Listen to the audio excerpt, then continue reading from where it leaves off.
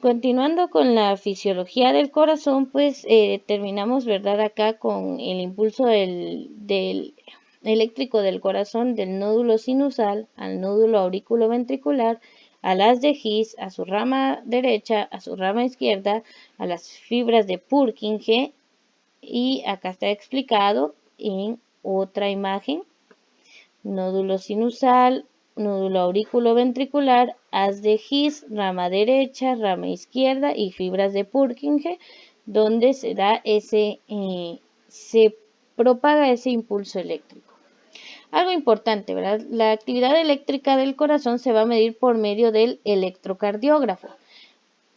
Dato importante: electrocardiógrafo es el aparato, el instrumento que registra las variaciones de las ondas eléctricas y las transcribe en un examen que se llama electrocardiograma.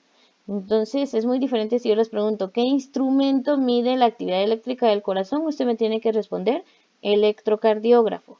Ahora, si pregunto ¿cómo se llama el examen que mide la actividad eléctrica del corazón? Ahí es electrocardiograma. Hay una diferencia. Entonces, por eso es que nos hacen ese electrocardiograma, porque hay energía eléctrica dentro de nuestro corazón.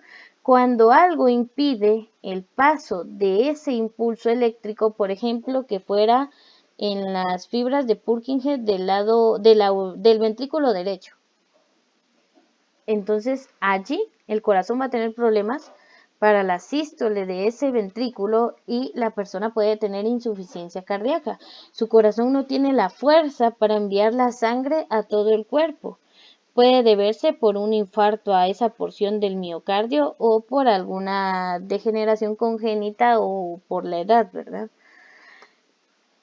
El nódulo sinusal o de Kate y Flack es considerado el verdadero marcapasos del corazón, ya que su frecuencia de descarga determina la frecuencia del latido cardíaco.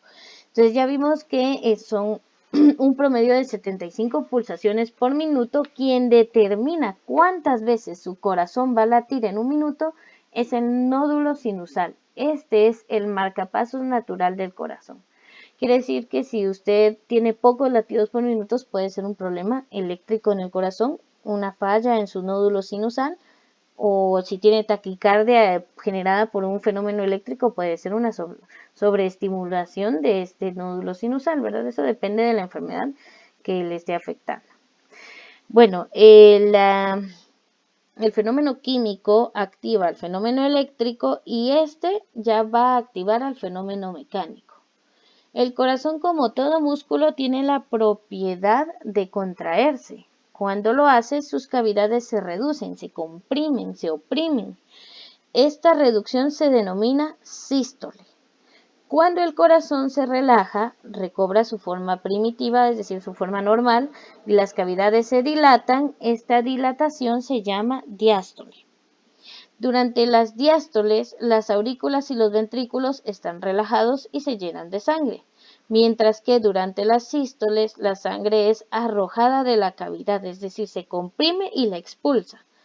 La sucesión de sístoles, auricular y ventricular, y diástoles, que son los movimientos que permiten al corazón actuar como una bomba, forman el ciclo cardíaco.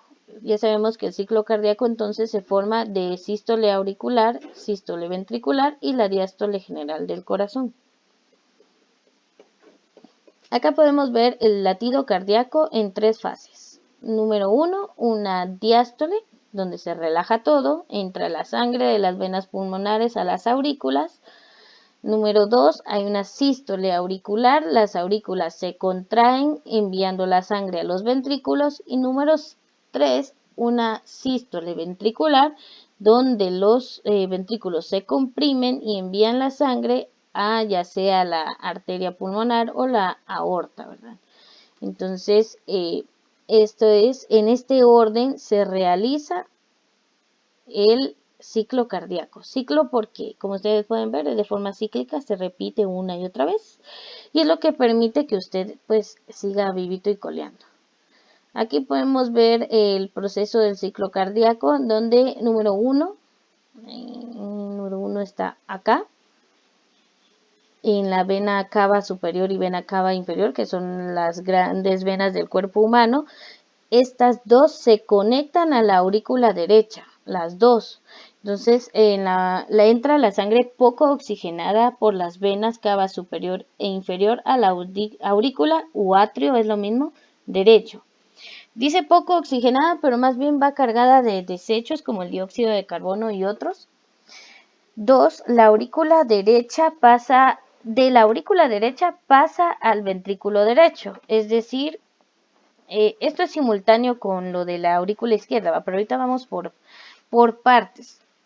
Este es el ciclo menor de la circulación, pero ya lo vamos a ver en la siguiente diapositiva. Entonces, la sangre de la aurícula, al contraerse en sístole auricular, pasa al ventrículo derecho. Del ventrículo derecho pasa al tronco pulmonar, es decir, a las arterias pulmonares, o sea, el ventrículo derecho se comprime y quiero aclarar que las arterias pulmonares son las únicas arterias que llevan sangre con desechos. Estas van directo a los pulmones donde esos desechos se van a expulsar y la sangre se va a llenar de oxígeno. Entonces, 4 del tronco pulmonar se va a las arterias pulmonares izquierda y derecha hacia los pulmones. Acá está el tronco pulmonar, luego aquí está la arteria izquierda y aquí está la derecha. Y llega a los pulmones. Allí se da el intercambio gaseoso en los alvéolos, la sangre se limpia, etcétera, etcétera. Número 5, la sangre ya oxigenada regresa por las 4 venas pulmonares. O sea, las venas pulmonares son las únicas que llevan sangre, las únicas venas que llevan sangre rica en oxígeno. O sea, solo en ese pedacito del corazón al pulmón es que arterias y venas trabajan de forma, ¿cómo decirles?, inversa. De ahí el resto del cuerpo lo normal, va, venas sangre con dióxido de carbono y arterias sangre con oxígeno. 5, ¿verdad? 2 superiores e inferiores izquierdas y derechas. Aquí están las venas pulmonares que llevan la sangre llena de oxígeno del pulmón derecho y del pulmón izquierdo hacia la aurícula izquierda. O sea, la aurícula izquierda recibe sangre llena de oxígeno. En el paso 6 de las 4 venas pulmonares entra a la aurícula izquierda y esta se comprime en una sístole auricular y la sangre pasa al ventrículo izquierdo. En el paso 7 del ventrículo izquierdo la sangre pasa a la aorta.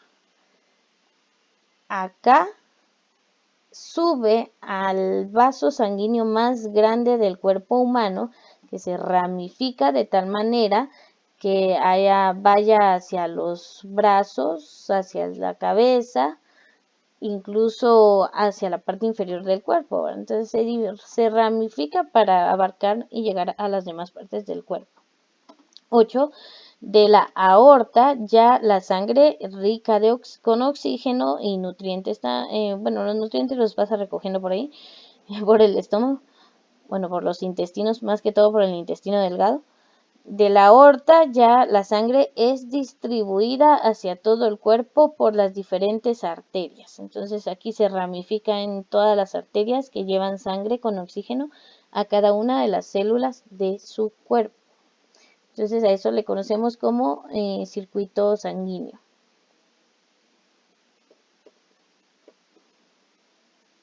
Bueno, y aquí tenemos una actividad, pero que eso ya no se pudo realizar. Entonces el circuito sanguíneo pues es lo mismo que acabo de explicar en los 8 pasos. Como ustedes pueden ver acá, tenemos un circuito menor que es del corazón a los pulmones y un circuito mayor que es del corazón hacia todo el cuerpo. Entonces tenemos circulación menor o pulmonar y circulación mayor o sistémica. Bueno, eso es todo por esta semana. Por favor, necesito que comenten en los videos para poder dejar su asistencia, su nombre completo, su grado y sección, por favor. Hasta aquí llega el contenido de esta semana.